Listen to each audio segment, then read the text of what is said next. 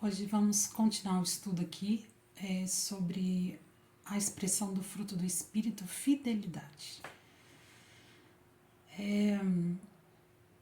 Esta virtude, ela nos capacita a triunfar sobre as fraquezas, a impetuosidade e a preguiça, assim como ajuda-nos a vencer a procrastinação, a teimosia e os desejos carnais.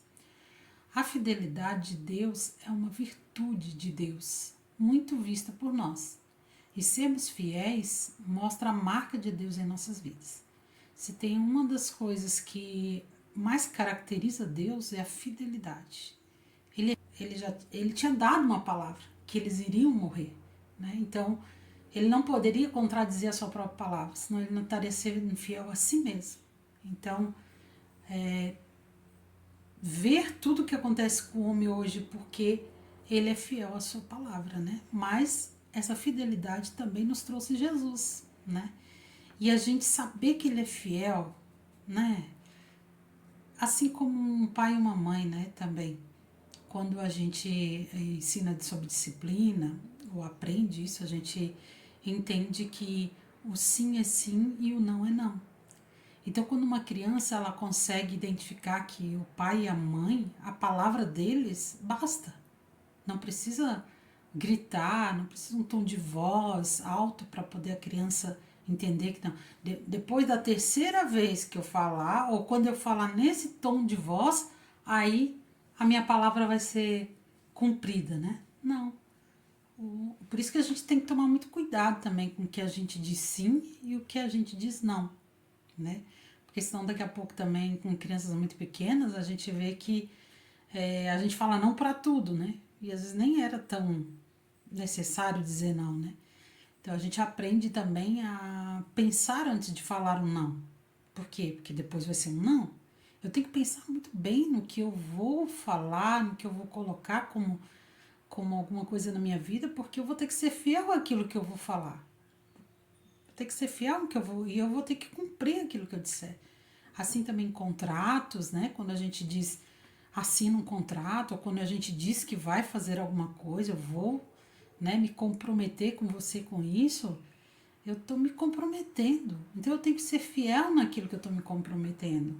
Por quê? Porque isso é uma característica de Deus. Isso é uma obediência à sua palavra. Né? Fidelidade é lealdade, credibilidade em ações e em palavras. Jesus, em Filipenses 2, 5, 8, fala sobre ele assim: de sorte que haja em vós o mesmo sentimento que houve também em Cristo Jesus, que sendo em forma de Deus, não teve por usurpação ser igual a Deus, mas esvaziou-se a si mesmo, tomando a forma de servo, fazendo-se semelhante aos homens. E achado na forma de homem, humilhou-se a si mesmo, sendo obediente até a morte e morte de cruz. Nesse texto a gente mostra a fidelidade em Jesus de cumprir o seu propósito. Podemos nos perguntar, vamos voltar aqui, né? Mostra a fidelidade de Deus em cumprir o seu propósito. Quando ele veio ao mundo e ele abdicou da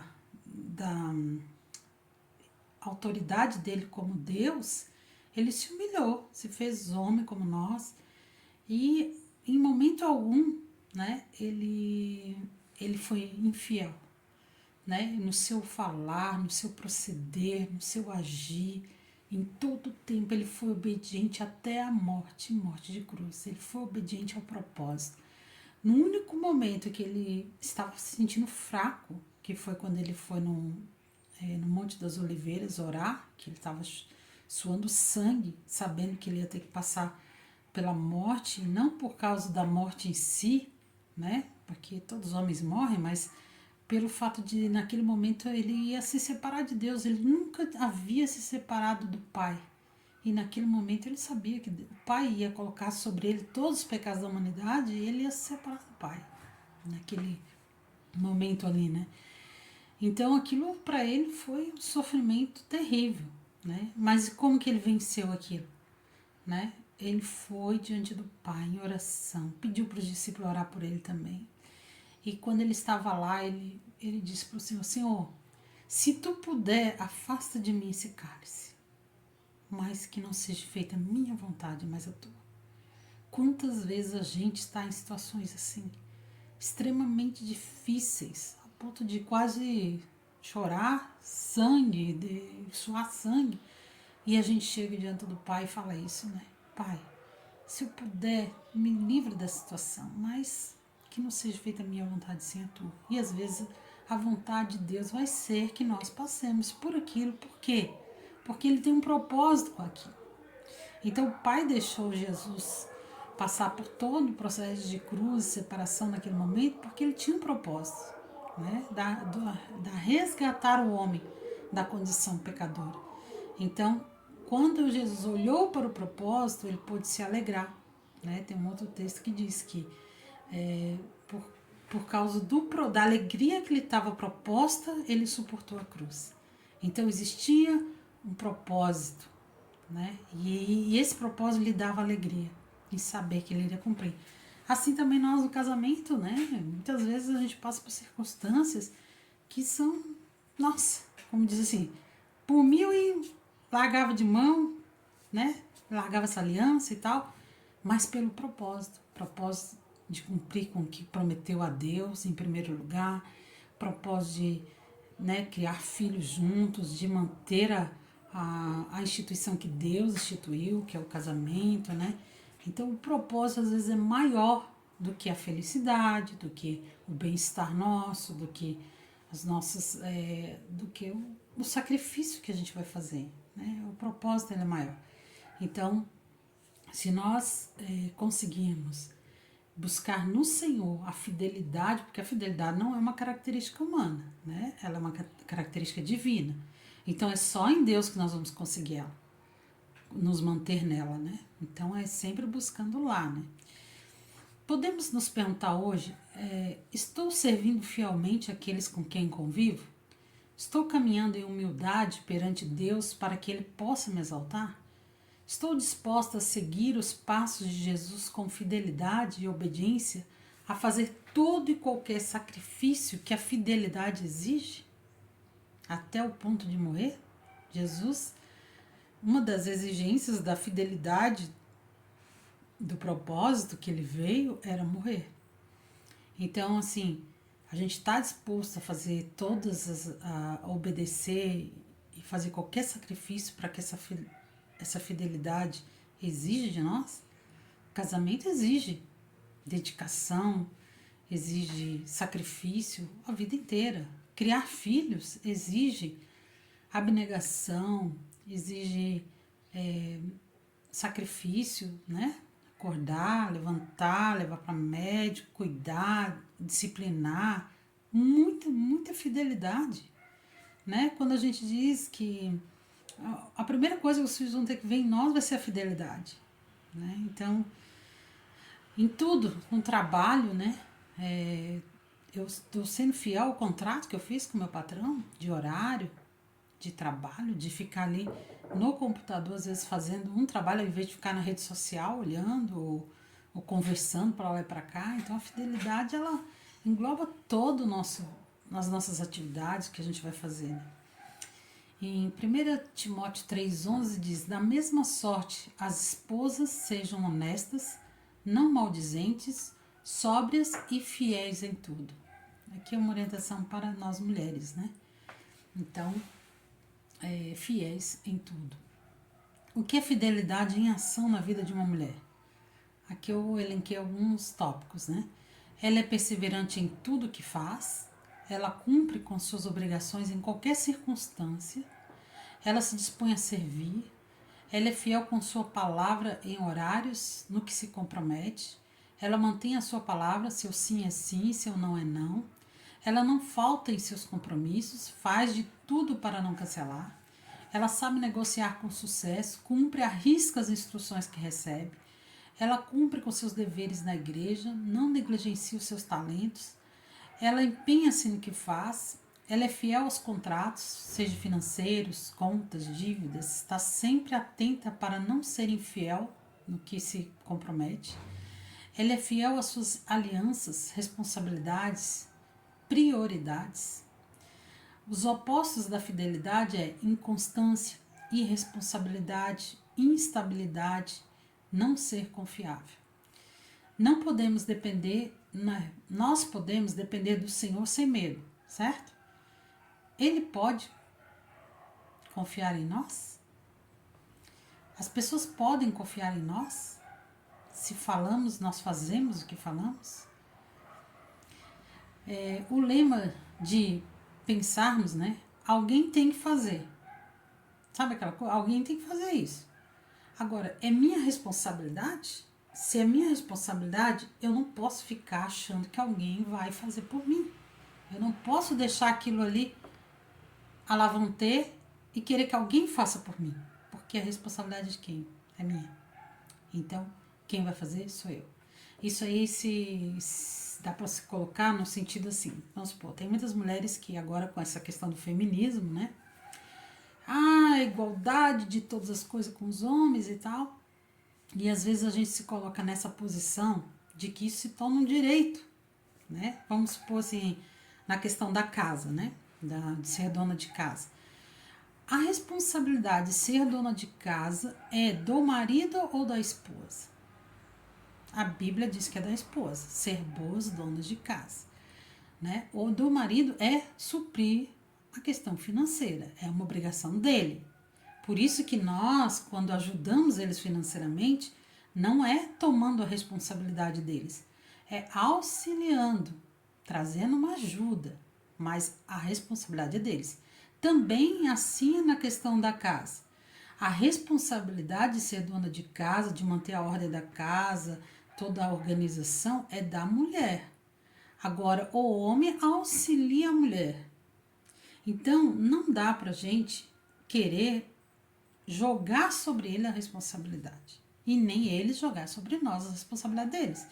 Então, quando nós, vamos supor, estamos lá, né? Com raiva porque, poxa, ele tá lá sentado no sofá fazendo tal coisa e eu tô tendo que lavar a louça aqui, vamos supor, né? Então, eu posso pedir para ele me ajudar? Posso, né? Com elegância, sabedoria. Querido, pode me ajudar a lavar a louça? E se ele disser não? Não. O que a gente vai fazer? A gente vai deixar a louça lá por raiva, por birra e tal? Não. A responsabilidade é minha. Então, eu vou lavar a louça. Eu posso até dizer, então tá bom, querido, eu também não tô afim hoje, mas eu vou deixar ali, amanhã eu lavo. Entendeu? Tá resolvido. Mas eu assumi a responsabilidade. A responsabilidade é minha, né? Então, eu vou dar conta daquilo. Como eu vou fazer, de que forma, não interessa. Né? Interessa que eu saiba que a responsabilidade é minha e que eu não estou jogando a culpa sobre ninguém. Né? Eu vou assumir isso, entendeu? Então é importante isso para nós, cada um saber os seus papéis para que a gente não jogue sobre o outro a responsabilidade que é nossa. E isso é culpar alguém, né? Eu vou culpar alguém por alguma coisa, mas às vezes culpar de uma responsabilidade que não é nem da pessoa, é minha. Criar os filhos, vamos supor, né? Tem gente que joga sobre os professores a educação dos filhos. Ah, mas eu não estou dando conta com ele em casa. Tá, mas a responsabilidade não é do professor. A responsabilidade do professor é trazer matérias para a criança, né? Treinamentos, ensinos, mas educação de moralidade, de como se comportar, é dos pais, não é do professor. Né? Por isso que eles não assumem isso. Né? Então, a, essa questão de a gente jogar sobre as outras pessoas a nossa responsabilidade foi o que Eva fez, Adão fez lá no começo. Isso é uma tendência adâmica. Né? Quando Deus veio e falou para ele, o que tu fizeste, um foi jogando sobre o outro. A Eva jogou sobre a cobra, a Adão jogou sobre a Eva e sobre Deus, a mulher que tu me deste, né? Então é uma tendência nossa querer jogar sobre os outros as nossas responsabilidades. Por quê? Porque é mais cômodo, porque dá preguiça de fazer algumas coisas. Então, e se eu, na minha mente, eu jogo a responsabilidade pro outro, eu fico o quê? Sossegado, achando que, não, então o problema não era meu, era daquela pessoa que não me ajudou, é daquela pessoa que não fez, é aquela coisa, tá? Então, alguém tem que fazer. É minha responsabilidade? Quem tem que fazer sou eu. Eu tenho que assumir essa responsabilidade. E eu tenho que me disciplinar de como eu vou resolver as coisas na minha vida. e não ficar jogando sobre os outros a responsabilidade. Tá, e quando eu desanimar? E quando eu estiver doente? E quando eu querer fugir da responsabilidade? Né? Existem momentos que, inevitavelmente, nossos sentimentos, nosso corpo vai estar com algumas limitações. E o que eu faço nesses momentos? Aí eu vou confiar em Deus. Aí eu vou buscar a intervenção de Deus, né? Com oração, com jejum, procurando ânimo por parte da igreja, conselhos. Vou procurar ser fiel nas pequenas coisas. Vou lutar contra a tendência do meu corpo adâmico, da preguiça, da procrastinação, da desobediência, né? Eu experimentei uma circunstância, foi bem interessante. Eu peguei Covid e eu estava assim, extremamente, eu fiquei bem, a Covid me pegou bem, né? Principalmente a questão da respiração. Eu sentia muita falta de ar. E um dia, acho que no quinto, sexto dia, não, até o sétimo dia foi normal, depois disso começou a piorar. Aí eu tava assim, levantei muito queixosa, assim, sabe? Reclamando, bem indignada que eu tava passando por aquilo, por aquela doença. E aí eu levantei e tal, mas assim, eu mesmo doente sempre procurei fazer as minhas tarefas. Às vezes não fazia elas da melhor forma, né? Como se eu tivesse bem. Mas eu procurava fazer, né? Levantar, fazer as coisas e tal. Nunca me entreguei totalmente à doença de ficar na cama, a não ser que ela exija, né? Daí assim, eu levantei daquele jeito, assim, bem amuado e tal, mas aí eu tava bem reclamona. Aí o Jonatas, meu filho, tava lavando a louça pra mim, eu tava secando, e eu comecei a me queixar, né? Poxa, mas por que eu tô assim? E por que o Covid teve que fazer isso comigo? Né? Tô me queixando e tal. E ele falou assim, ai mãe, ui, você tá tão azeda. Ele falou assim, né? Aí eu, na hora eu fiquei meio brava, porque eu pensei assim, poxa, não pode nem ver que eu tô passando por um processo difícil. As pessoas acham que é muito fácil passar por uma doença. Quem não está nela acha que é fácil, né? Daí eu me indignei com ele na hora, assim, eu falei assim, poxa, não tá vendo que eu tô doente e tal? Aí ele falou, eu sei que tu tá doente, tô procurando te ajudar, mas assim, tá difícil, você só reclama e tal. E aí eu fiquei com aquilo na cabeça e pensei, poxa Deus, então se meu filho tá falando, né, eu também tô sentindo que eu não tô conseguindo passar por essa doença de uma maneira correta. Eu pensei, o que eu vou fazer, né? Aí eu falei, tá bom, eu vou jejuar. Se tem uma coisa que orar, eu já tinha orado de manhã, mas eu não tinha vencido, eu vou jejuar. Eu disse, tá bom, eu vou jejuar. Fiz o almoço, botei pra ele e fui. E não comi, fui jejuar. Eu não podia fazer um jejum muito prolongado, porque a pessoa que está doente não consegue fazer um jejum muito prolongado, até mesmo porque o corpo precisa, né, de força e tal. Mas eu fiz jejum do almoço. Fui diante do Senhor, comecei a orar, chorar, lamuriar para Deus, falei tudo para Ele e tal. Gente, vocês não têm noção. Eu saí daquele momento, eu estava tão fortalecida dentro de mim, que eu sentia alegria. É aquela alegria do espírito, né? Eu fui renovada nas minhas forças. Porque a alegria é a renovação da força, né? A alegria do Senhor, nossa força é. Então eu senti uma alegria, era aquela força de Deus. Eu continuava com falta de ar, continuava com fraqueza, mas eu me senti renovada espiritualmente. Eu estava fraca espiritualmente. Então eu estava precisando fortalecer o meu espírito para enfrentar aquela situação. Quando você tiver uma situação que você se sente muito enfraquecida, jejue, jejue, busque o Senhor, se fortalece no Senhor. Oração, jejum, ou às vezes vai procurar uma irmã para orar contigo, para te trazer uma palavra, né, para te animar. A palavra exortai-vos uns aos outros. Essa palavra exortação não é falar, como é que a gente diz, repreensão, é ânimo. Animai-vos uns aos outros, né? Então às vezes a gente precisa desse ânimo. do Senhor, né? Então vamos terminar aqui falando alguns versículos que diz aqui. 1 Coríntios 9, 27 diz assim: eu trato meu corpo duramente e o obrigo a ser completamente controlado.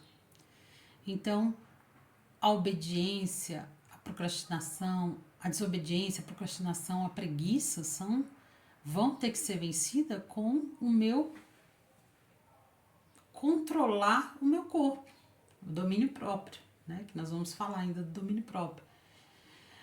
Provérbios 31, 27 fala sobre a mulher virtuosa, né? Ela diz assim: ela nunca tem preguiça, está sempre cuidando da sua família. Então ela coloca em primeiro plano as suas prioridades e ela deixa a preguiça de lado. Você acha que ela não tem preguiça? Todos nós temos. Quem que não tem preguiça? Mas ela coloca de lado isso, né? Ela esmurra o seu corpo e o reduz à escravidão. Quer dizer, eu coloco o domínio sobre o meu corpo para que eu possa executar. Porque se nós não dominarmos, nós não vamos conseguir executar as nossas responsabilidades, as nossas tarefas. Se eu não dominar o meu corpo, eu não consigo trabalhar. Se eu não dominar o meu corpo, eu não levanto para fazer as coisas. Se eu não dominar meu corpo, eu não vou fazer nada. Eu preciso levar o meu corpo a fazer aquilo que eu sei que tem que fazer, né? Lucas 16:10 diz: quem é fiel nas pequenas coisas, também será nas grandes. E quem é desonesto nas pequenas coisas, também será nas grandes.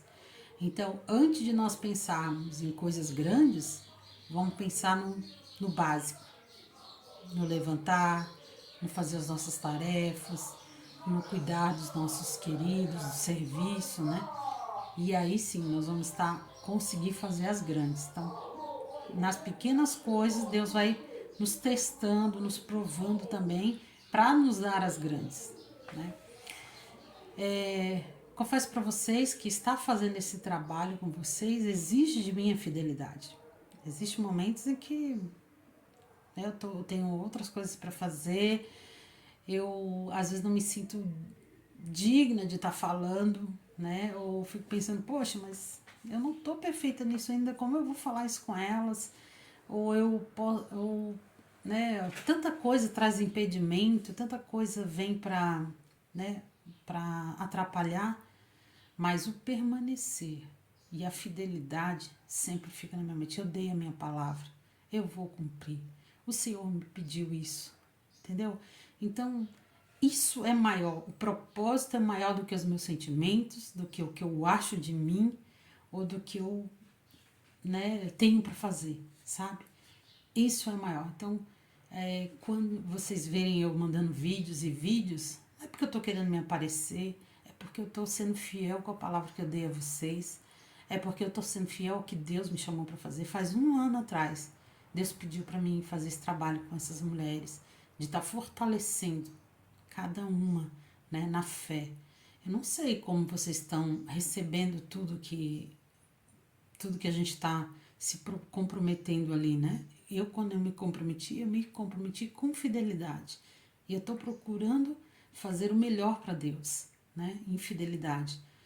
Isso pode parecer 1000 coisas, mas eu sei que para Deus, eu estou tentando fazer o que Ele me pediu para fazer. Fortalecer cada uma das mulheres, que eu consigo fortalecer trazendo uma palavra, lendo a Bíblia junto, sabe? Trazendo esses estudos.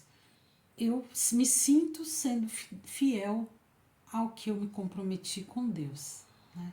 Então, isso exige de mim coisas? Exige muitas coisas. Exige tempo, exige dedicação, exige oração, exige empenho de sentar aqui e ler as escrituras para tentar esmiuçar esse assunto, né? Exige muita oração, exige muita coisa. Mas sabe que quando a gente faz com fidelidade a Deus, Ele capacita. Ele supre, Ele capacita e Ele respalda. Amém, irmãs?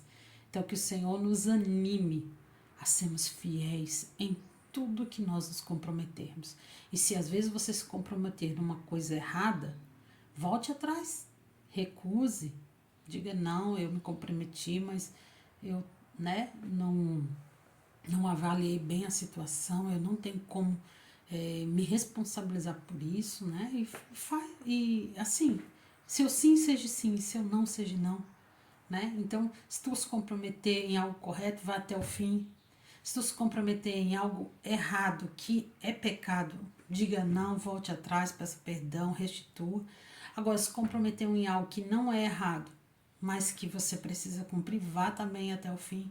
Então, assim, sermos fiéis nos contratos é muito importante. Sermos fiéis primeiramente a Deus e ao próximo também. As pessoas poderem contar com o que a gente falar. Se eu disser que eu vou fazer tal coisa, a pessoa pensa, não, eu confio nela. Eu confio nessa pessoa. Agora, quando você não é fiel, as pessoas não vão confiar no que a gente falar. Então, vamos nos atentar para esse fruto do Espírito, que é algo que a gente busca no Senhor. E o Senhor vai, com certeza, nos encher dessa graça. Em nome de Jesus.